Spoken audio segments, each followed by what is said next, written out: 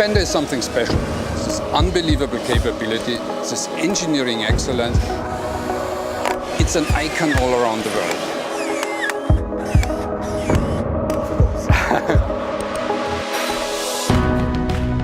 Don't drop it. We use Land Rovers as training vehicles in the military. We've all used them in some sort of capacity. The bottom line is it's clearly a versatile, robust bit of kit. Jaguar Land Rover's involvement was absolutely key to the success of the games.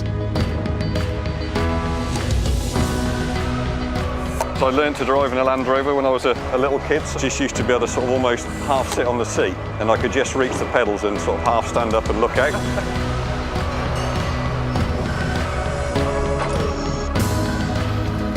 Hello, Joe, mate. How you doing? It should have been a no-brainer for anybody to invest in the original Defender line.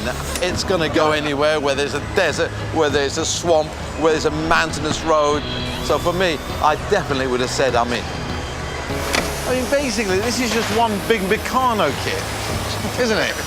I've had some great fun in these. I've actually worked here on the assembly line when I was a young engineer. It's in my blood, I've grown up with it. I was even born in Lode Lane, which is the address of the company.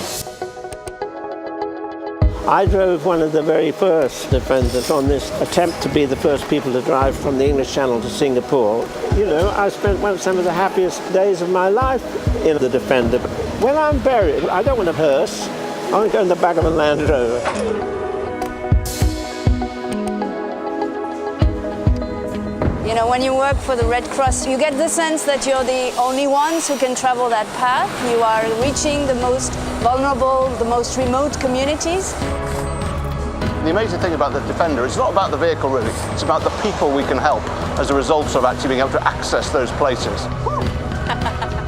This particular vehicle is special to me as an auctioneer, but also as a Land Rover enthusiast, because it's the 2 millionth, and a unique vehicle with such incredible history is very desirable. Well, I mean, having done an apprenticeship in this factory as a young kid, it brings back a lot of memories. Every summer we would drive up to Anglesey, driving over rough ground, then over the sand dunes down to the beach. And it was always an exciting event. That's maybe you do. Yeah.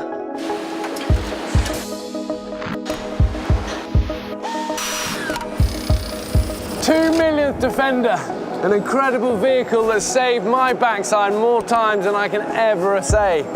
From deserts, jungles, mountains, you name it. This guy's been a friend. I have always been a Defender man, right from my days in the Marines. There's one vehicle I want to be sitting in when things start going wrong. The Defender is my magic carpet.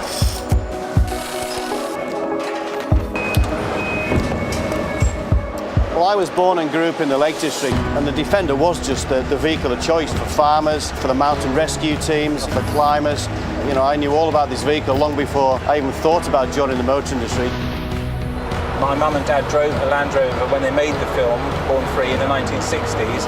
I drove Land Rovers across the Sahara in the 70s, and then Born Free came along, and what have we been doing ever since? Driving Land Rovers. So, you know, it's a long, long relationship between the charity and this amazing, iconic vehicle. So I feel like I'm connected with Land Rover in a way that very few people are. It's in my heart. The Defender, I think in a way, is the defender of wildlife.